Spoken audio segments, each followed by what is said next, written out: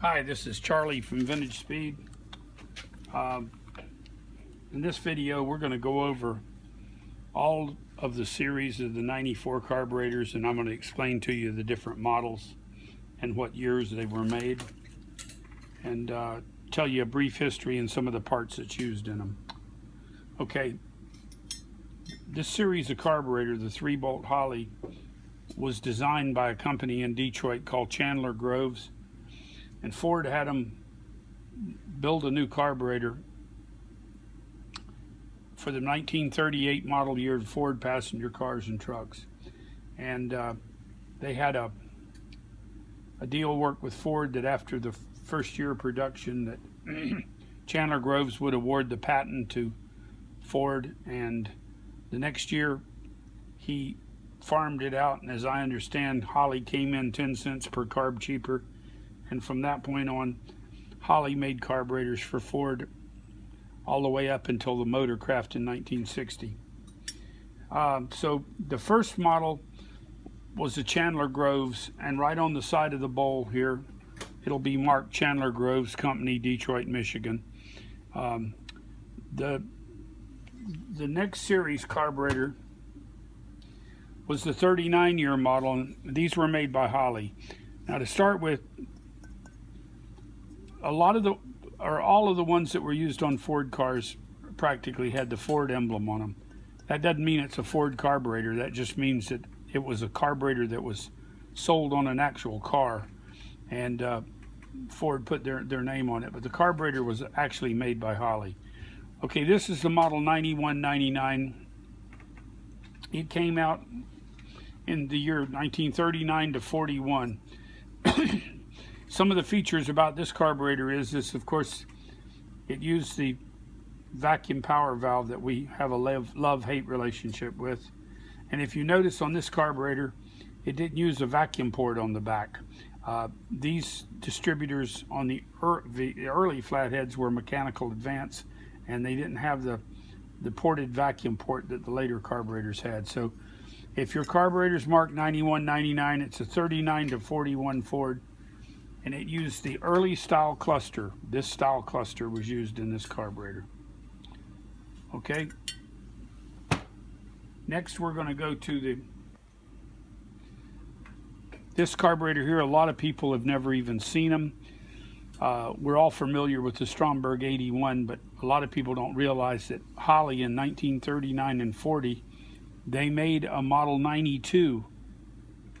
It was stamped 92 right there, and it was stamped 81 on the back. This was made in 1939 and 1940 to go on the small Ford V860 flathead. And the 37 model had, and the 38s used Stromberg Model 81s. This carburetor also didn't have a vacuum port on it, and it also used this style cluster.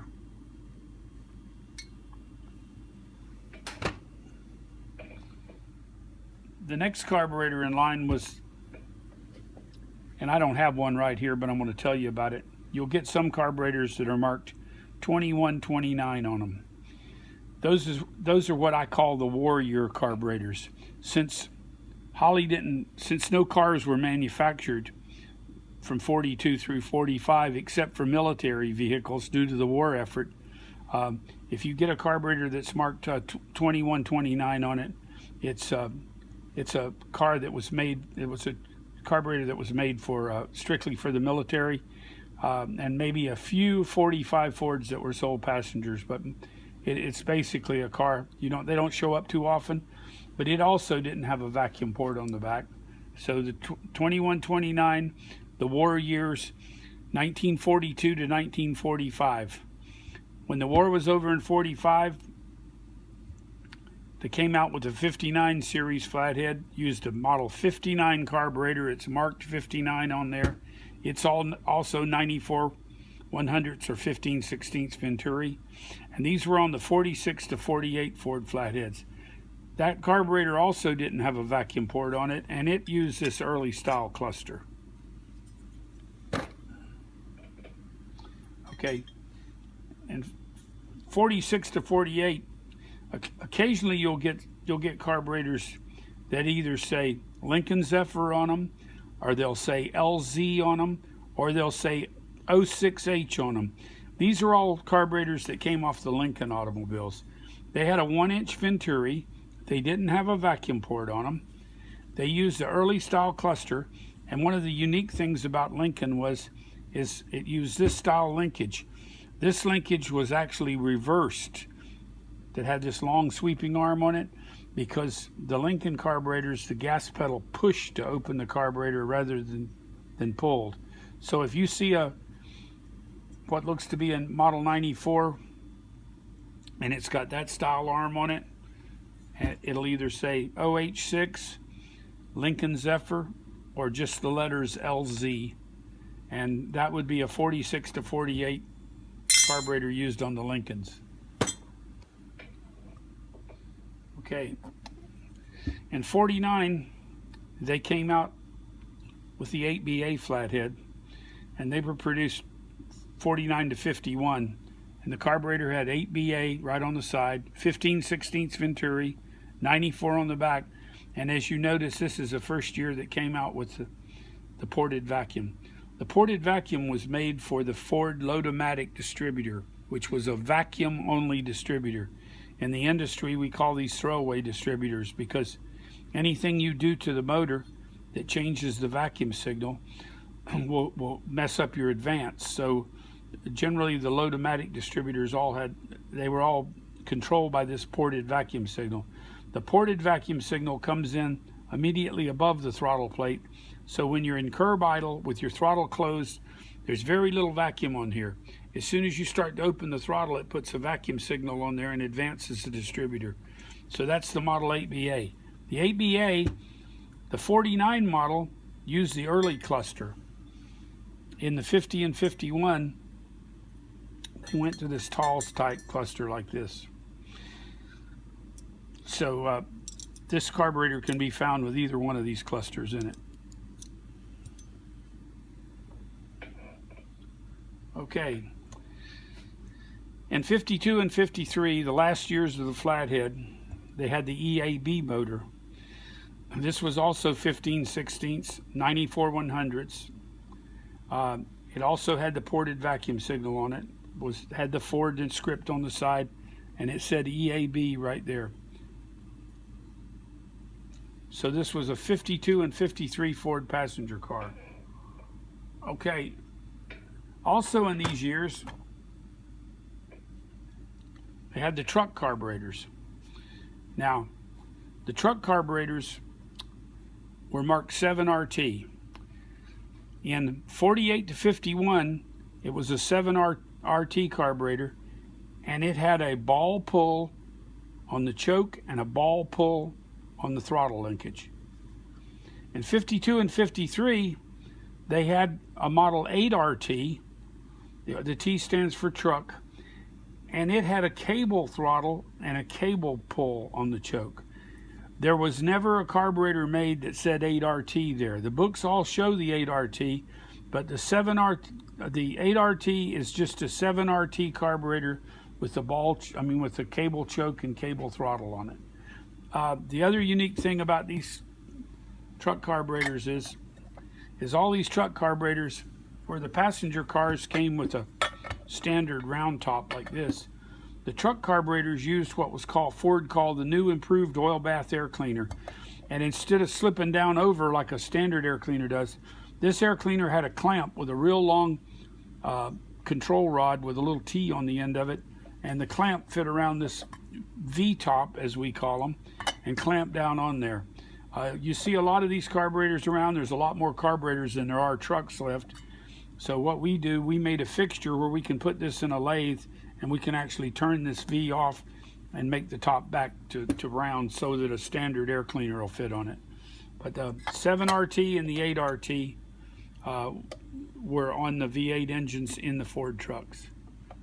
Okay, there was also a little single barrel carburetor that was used on the Ford 6-cylinder trucks, and that was called a 7HA, which was on the passenger car with the 6-cylinder.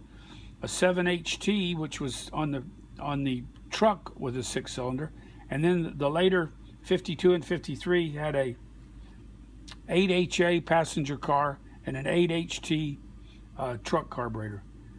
The neat thing about using them on an inline 6-cylinder manifold is that the parts for these Holley 94s fit the single barrel. It uses the same float, and basically a lot of the parts interchange. So, and it's a great little carburetor if you're running duals on a 6-cylinder inline engine. Okay, now in 54, this was the first year of the Y-block Fords, so we had no more flatheads. In 54, the little 239 flathead, Y-block engine used an EBU carburetor, and it was marked EBU right there. The other difference in it is they went to a 1-inch Venturi. So instead of being 94 100ths or 15 16ths, it was 1 inch. It also used the ported vacuum. These are good hot rod carburetors with the 1-inch Venturi. They flow a little bit more. If you're going to use them, you can either use the 1-inch in your center and put two 94s on the outside, or you can use the 1-inch carbs on the outside if you happen to have two of them, and the smaller one in the middle. But they're basically the same carburetor except for the Venturi size and the fact that they also had the ported vacuum. Okay, then in 55, the 239 Y block, it used an EBV. It's marked EBV right there. It also had a 1-inch Venturi, and it had the ported vacuum. Remember, Ford's Load-O-Matic distributor came out in 1949. They used the Load-O-Matic through the year 1956, and then in 57 they got smart and went back to a weighted distributor until some of the Comets or the Falcons in the 60s had a real conglomerate where they had dual diaphragms to control the distributor, and it was kind of I think it was only used a couple of years. But 1-inch Venturi, EBV, 1955. Okay, now we get into we're going to talk here about this model 94. If you get a carburetor that's marked Holley 2100, it'll say Holley 2100 Detroit, USA. These were never put on cars except through the aftermarket. This would have been the carburetor if you'd have went into your local Western Auto store or your Napa Auto Parts and you'd bought a replacement carburetor. You could buy the Holley 2100s.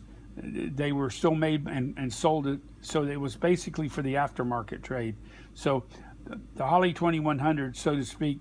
Now there was a 2100 Ford carburetor, but it wasn't what we're talking about. This Holley 2100 series, or an AA1, was used on the strictly as a parts store. So Napa or any of your parts stores would have sold these as a replacement carburetor.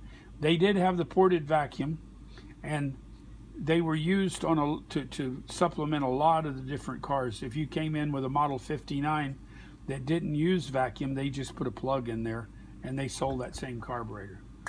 All right, now, starting in 55 through early 57, actually 57 was the last year that any of these were used on Ford cars, and very few of them were used in 57, because in 57, Holley went to the modern carburetor like they use today. So you'll get your whole series of ECG carburetors. The ECG carburetors, there's a bunch of different ones. Some of them were marked 1-inch Venturi, the early ones. Some of them were marked 1 1/16 on the back, and there was a large one that was marked 1 1/8. And I've seen some that were marked 1 3/8. If you should ever find a Holley, carburetor that doesn't have the choke holes drilled in it, they're rare, but I found some, and I thought, well, it must have been used for a performance application. I hate to disappoint you, but they never had this for a performance other than in the police cars. those were used on early Dodge trucks, and they didn't use the choke here. The choke was in the air cleaner that was mounted on the side of the fender well. So Holley didn't have this. This wasn't drilled through. There was no choke shaft or nothing in it. And so if you ever see one that none of this is in there, that's what they came off of. They were on a Dodge truck. Okay, now the ECGs, there's a standard ECG, there's an ECG4, there's an ECG5, an ECG6. You were starting to get in where Ford had a lot of different models and a lot of different cubic inch motors. The Y blocks were made from 239, 272, 292, 312, right on up through some of the Lincolns and stuff that were up in the 300 inch category. So there were a lot of these different carburetors. Some of them came with manual choke, and the last ones came like this. This is an ECG6, and it came with a heat choke on it.